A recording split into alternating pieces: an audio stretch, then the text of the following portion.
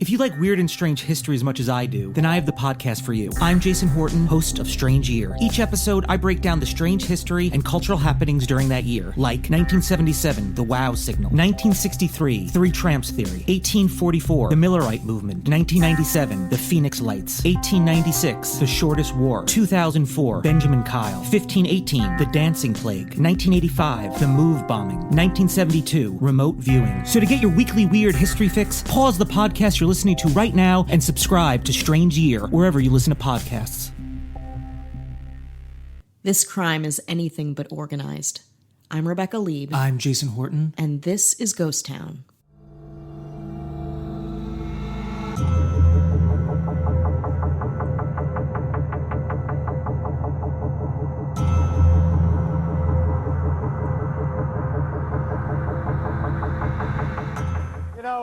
When we began opening this vault nearly 2 hours ago, we had no real idea what we'd find inside.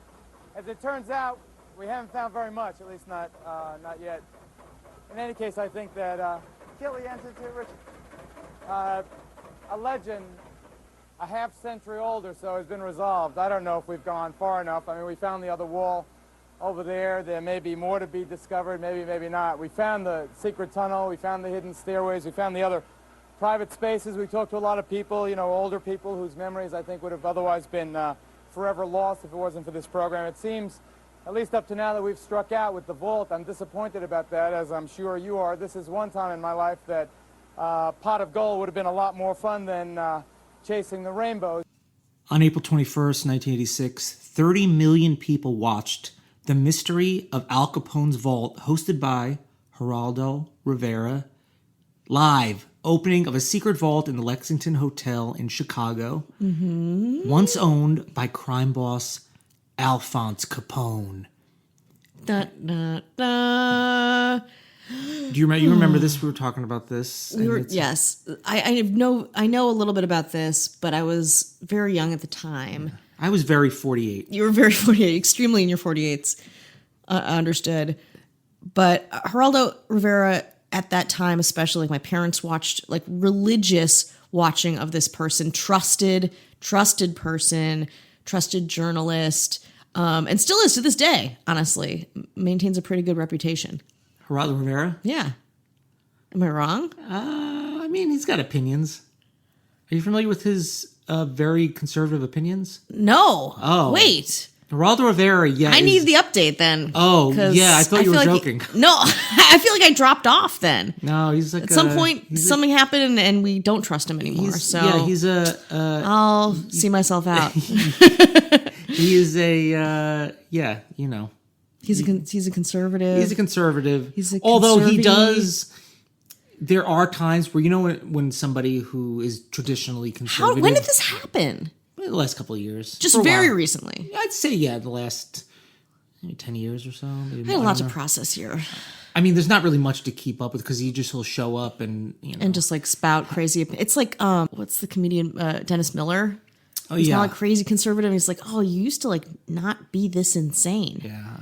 You think we'll become conservative? I don't know. You're saying how much you love Geraldo Rivera. I'm not really sure. I don't know. I'm just processing this new information. But I will say this, just in fairness, that he is also somebody that will say something on the contrary of what a standard conservative would say, and people will be like, I can't believe I agree with Geraldo Rivera. Whoa. So it's... God, I got to do some serious Googling after we finish recording this. You look on Twitter, there's always something. Oh, boy. But I think he's always been a very kind of in-your-face type of journalist. And I will say, even though this is a fail, and it is a fail, most people know it is a fail, but it was extremely successful and really pioneered reality documentary. This is something that would easily be on MTV if it was, 30 years later. It'd have cool neon lower thirds and stuff, and rock music playing while it was some band where you're just who is this band? What's happening? Stop And pushing it's this band. The camera's even though this was always known to be a failure, I was always yeah, but it was kind of successful as far as the marketing, the spin, the build up. Oh yeah, I mean there was Spin so much. City, baby. It was built up the way they'd build up the Super Bowl, and they were really great. This is back in 1986, and it was, we'll find it was a lot of competition with other television, because television is kind of like, how do we compete? How do you compete with the Cosby Show? Yeah. Or shows like that. You really can't, and it's a lot of sensationalizing. Totally. And in fairness, Geraldo Rivera didn't know. It's not like he was like, I'm going to go in the vault and then shovel it all back in. Yeah. He had no idea. It didn't go well, so he looked foolish. But to a lot of people, if eyes were on the television, it was a success. Yeah, that's true. I mean, again, and by a lot of metrics, I think a lot of our fails could be considered successes in one way or another. That's kind of why we decided to start doing this, because a lot of what we talked about in our primary Ghost Town episodes were fails in a legendary way. Yeah, these are a little more cultural, a lot of pop culture. But yeah, like, what is a fail? Like, something could be a fail back then, but turn out, there's movies, cult classics. There's movies and music that people were like, we didn't like when it came out, didn't sell any albums, and then then it's on everyone's. It's like $20,000 for a record or something. This kind of thing. God, Geraldo. All right, still processing. Tell me more. So the producers, John Jocelyn, Doug Llewellyn, his People's Court.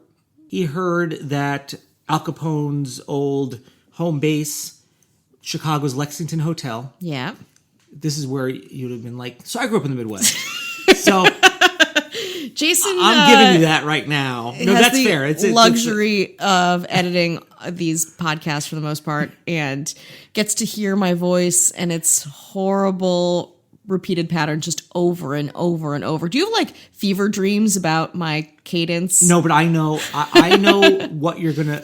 I know when you're like. I know what you're going to do before you do it when I hear it, because I can hear it. And I can look at the little the waves. Exactly. You know when I'm winding up and when I'm winding down. I'm mostly winding down. Mostly winding down. Sometimes I wind up, but mostly down. Or when we stop and repeat something. Stop and repeat something.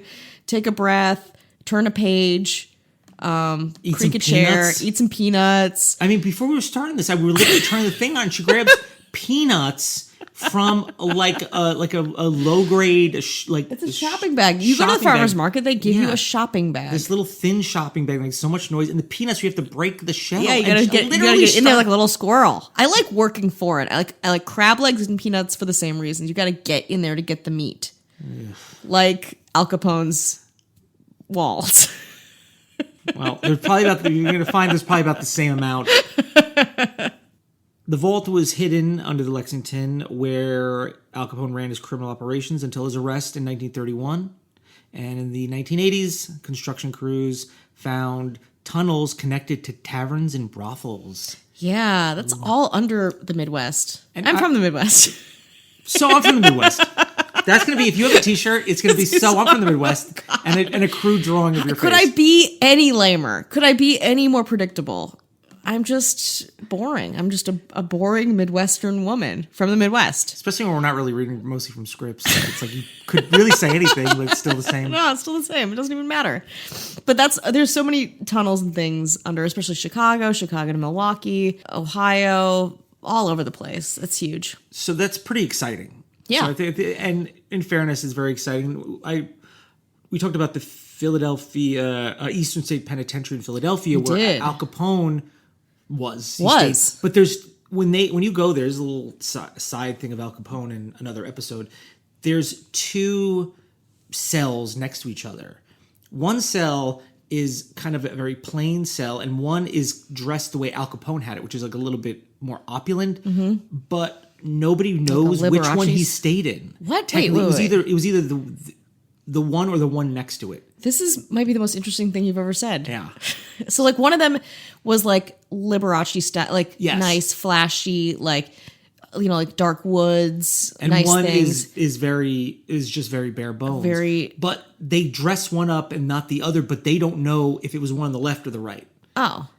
So it's just don't. Yeah, and I just never know. And I remember I was like, it wasn't that long ago. I mean, I'm sure you had to have some records or photos. That always surprises me when it's like, it wasn't like, if we have the responsibility of relaying history that's from like thousands of years ago, we can't even get like fucking 100 years ago right, what are we doing here? So I thought that was very interesting. So I just had to like stare at both of them, equal amount, and you had to try visualize back and forth. But they only dressed one of them up. So if you go to Eastern State Penitentiary, look into it. So they were excited about the possibility of finding, obviously, human remains. Yeah.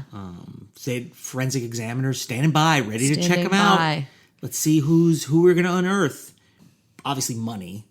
Treasure chest full of money and Like gold. Indiana Jones style, sarcophagi, amphorae. And who was there ready for that? The IRS. Looking to Oh, collect. yeah. Salivating from their IRS mouths. So Jocelyn and Llewellyn proposed a live broadcast around the demolition of the wall because What could go wrong? If they pre-taped it, then the contents would be well known and it wouldn't be a surprise. Like, well, we already know it's either nothing or you found 2 bones in it or something like that. So when they were excavating it, they found nothing. Those dirt, some empty bottles. Those empty bottles. Appraise them. Rivera hosted what amounted to a remedial documentary about gangsters and prohibition, vintage clips and photos with interviews with historians capped off by a few minutes at the end where he admitted he wasted everyone's time. He owned up to it. Wow. So, I don't know. That sounds like such an interesting thing to watch, though, too, in its own way. It's like tuning in to, watch the funeral of JFK or something like that. It's like a big, watching the, Neil Armstrong on the moon. It was. But it's like watching them not land on the moon. It's like watching the funeral of JFK, but like there's no body. Yeah.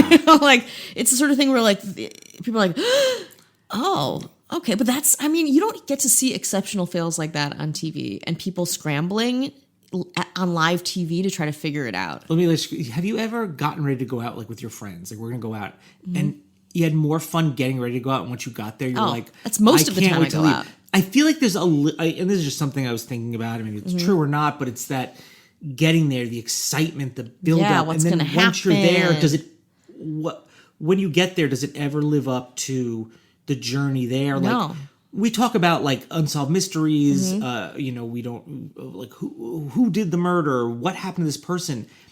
I think there's part of me or maybe part of us that we don't want to know that because once you know that, the story is over. Well, that's like a lot of studies I have found working on this vaguely scientific show.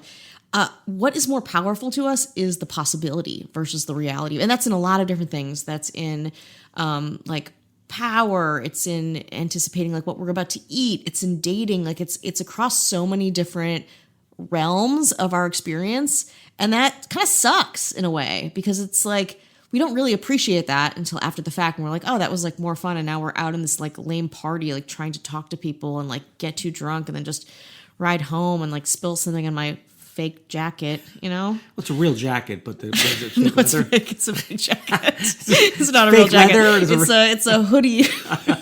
That's a garbage can lid. It's not a jacket. Oh, I call it a jacket. The garbage can lid was my hat. Okay. So the reviews, not good. No. New York Daily News was appalled by the romanticism of the mystery of Al Capone's vault, saying Rivera's cheerleader tone was incongruous with the violent subject. Disturbing was the tendency to glamorize the gangster, who's known as Scarface and Public Enemy No. 1. Rivera described him as charming and generous at one point, but quickly added he was a mass murderer of his time. This person, I was like, listen, when true crime podcasts and documentaries come out, wow, you are going to be you're on the wrong side of history, baby. Yeah, I was like, you're going to be in a world of hurt. Yeah, that's right. So in a sense, like I want to give credit where credit's due. Like Rivera was kind of pioneer. Like I don't know, it's like kind of a pioneer. It's an exciting idea. I don't think I've ever watched this. It makes me want to watch it. It makes me want to experience this uncomfortable expose.